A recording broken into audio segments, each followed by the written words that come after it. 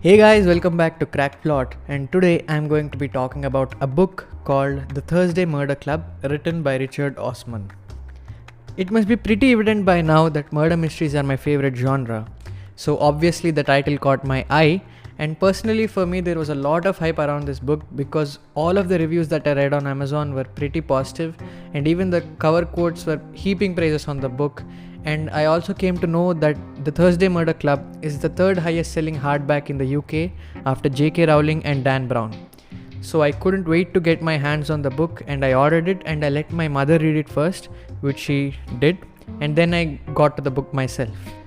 Now, coming to my experience about the book, The Thursday Murder Club is a little different from the conventional murder mysteries in the fact that it's not a dark thriller, it does not have any intense scenes or gory murders. It's a very warm, funny, comforting, cozy murder mystery, and that's a little bit different from the sort of murder mysteries that I read regularly. So getting used to the tone was a little difficult for me in the beginning, because of which I started reading the book and I kept it away for 4 months after I read 2 chapters. I simply didn't want to continue reading the book again, but again 2 weeks ago I picked up the book and I wanted to do an episode about the book on the podcast, so I started reading it again from the beginning, and it was the same thing all over again. I started reading it. It was very good while I was reading it, let me tell you that. While I was reading it, it was very funny, it was very sarcastic, very witty, very comforting book. But once I closed the book and I put it aside, I found it difficult to pick up the book and start reading again. So I kept forcing myself to pick up the book again and again, partly because I wanted to find out what the hype was all about, and partly because I wanted to make an episode for the podcast. And the cycle repeated.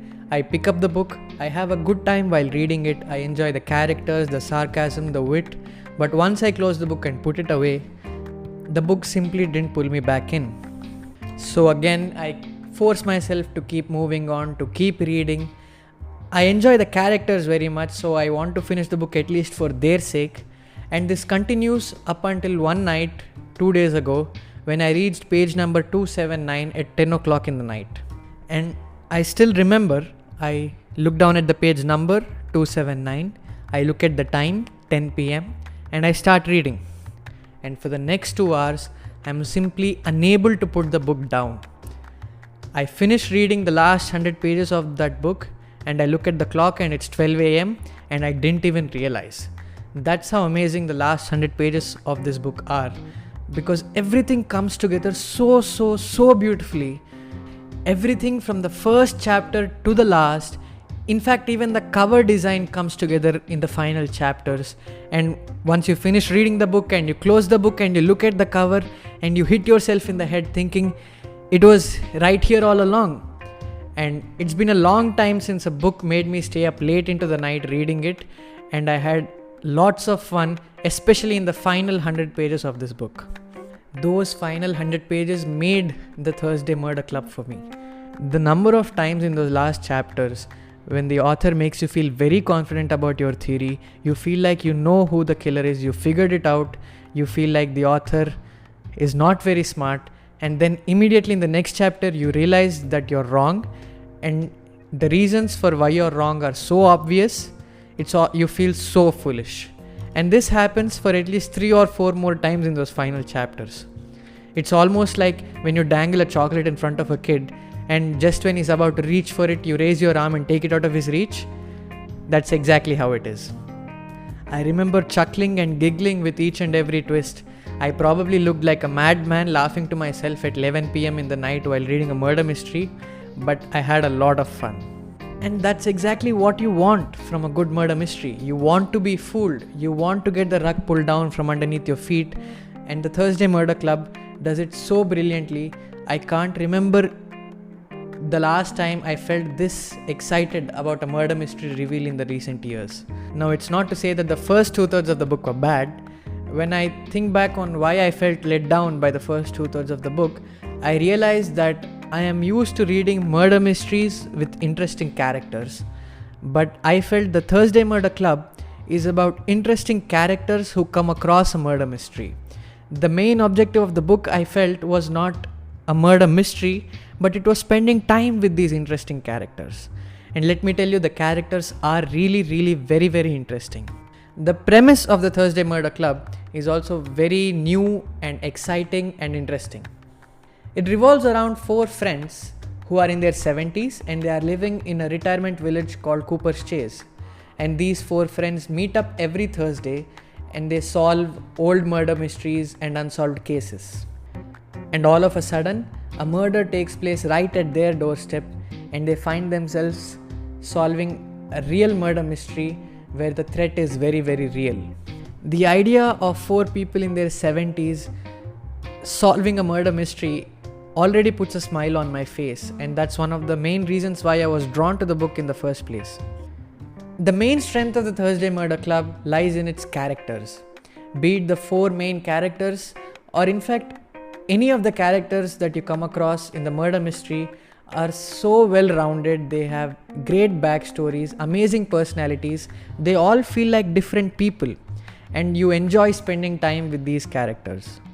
And because the story revolves mainly around people upwards the age of 70, the author weaves the pains, the sadness, and the loneliness that plagues old age beautifully into the narrative.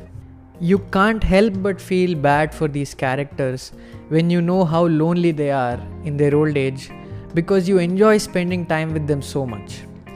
And even the messaging is not very heavy-handed. It's not like the author nails the message into your head.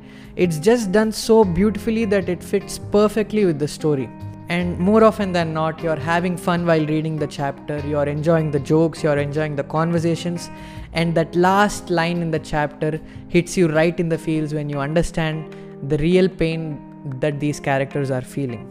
It is just so poignant and so heartwarming. And also, one other thing that I have to give credit to the Thursday Murder Club for is the fact that the author respects the intelligence of the reader. And by that I mean that the author doesn't spoon feed each and every revelation. He doesn't give paragraph long explanations of each and every twist. In fact, one of the final reveals in the book takes place in a manner in which the author gives you a few clues and all of the characters are talking about it indirectly. And even then, you are able to understand why the killer did what he or she did. It is that beautifully written. But then again, there is an explanation in the last chapter. But even then, I really enjoyed being able to figure out the motivation for the murder by myself without an explicit explanation. And also, those last 2 chapters had me smiling all the way through just because of how cunningly it was written. The book doesn't really end with a proper ending, and it just ends. It's not a complete and then they lived happily ever after ending. There is sort of a cliffhanger, but it's really, really done well.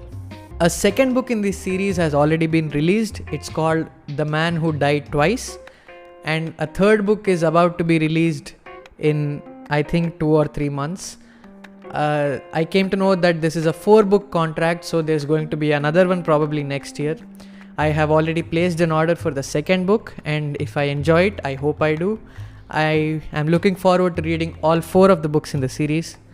And I also came to know that Steven Spielberg has brought the rights for the film adaptation of this book, and that is something I'm really looking forward to. And that completes my review of the Thursday Murder Club. It's a really, really comforting, warm, funny murder mystery where if you have a little patience for the first 2/3 of the book, and if you enjoy spending time with these characters, the last 100 pages are really going to surprise you, bring everything together beautifully well, and overall give you a very, very satisfying murder mystery. So that's it from me for today. Thank you for tuning in. Do follow me on Instagram at The Crack Plot. You can give me suggestions about books to read or films to watch over there, and I will try to post some content. And also I'm going to make an episode about The Grey Man today or tomorrow whenever I find time. So see you soon. Have a good night. Bye.